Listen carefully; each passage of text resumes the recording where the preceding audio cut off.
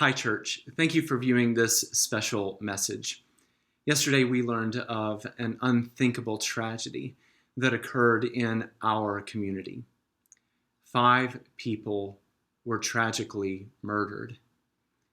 A mother, a father, and their 3 children, ages 6 to 12. When I first heard of this tragedy, I reached out to lay leaders here in our congregation and asked what we should do. I then learned that we have in our membership colleagues of the mother who was murdered, and also people that live on the very same street. This merits a new response from Washington Avenue Christian Church. We are searching for a story of what happened. We long to be able to explain, but there will be many stories that come out in the future as details become available. The stories will be tragic, but they also serve to help us understand what happened. But in that understanding, we can begin to rationalize or even justify what happened. And we can never, ever justify or rationalize domestic violence or murder.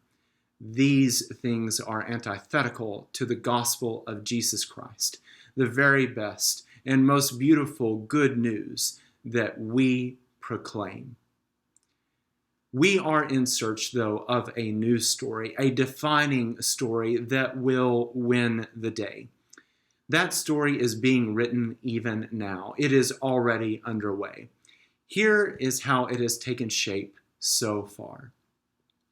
On behalf of your church, we have reached out to families within our congregation who live in the neighborhood of Willow Park. We've also reached out to colleagues of the mother. Yesterday, I met with Mayor Frank Whitfield. I stood alongside him as he was interviewed. Together, we walked the block, and we concluded our time together in prayer. There are also next steps in which you can help us write this story, this narrative. First, pay attention to grief. Hold it lightly and reach out to your pastor, to your friends, to therapists, and to counselors. We are here to partner with you and walk alongside you in grief. Second, please reach out to the neighborhood in the community in which this tragedy happened. We can provide additional information as is helpful. Third, I encourage you to reach out to our mayor, Frank Whitfield.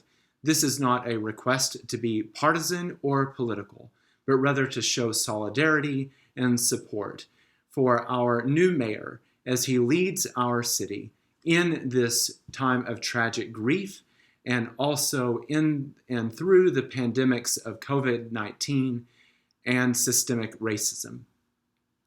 We also learned that a wellness check occurred at the home of this family, which meant that police went to the home where they made the discovery of the 5 bodies.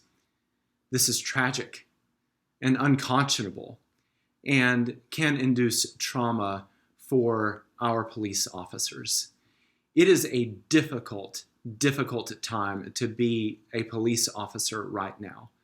We must honor their service and their commitment to our community, even as we stand in solidarity with those who are working toward police reforms and in the Black Lives Matter movement.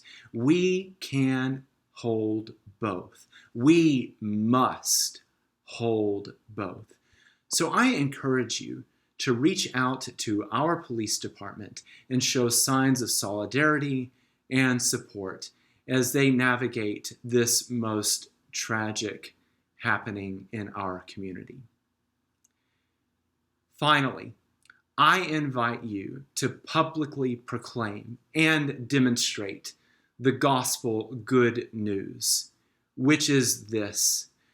In the words of the psalmist in chapter 34, verse 18, God is near to the brokenhearted. Second, we may not know how to pray during this time. We may feel weak and the words feel as if they cannot come. They are far from our minds. That is okay, because the very Spirit of God, the very presence of the resurrected Christ, intercedes on our behalf with groanings that are too deep for words. This, beloved, is the very best, most beautiful gospel good news.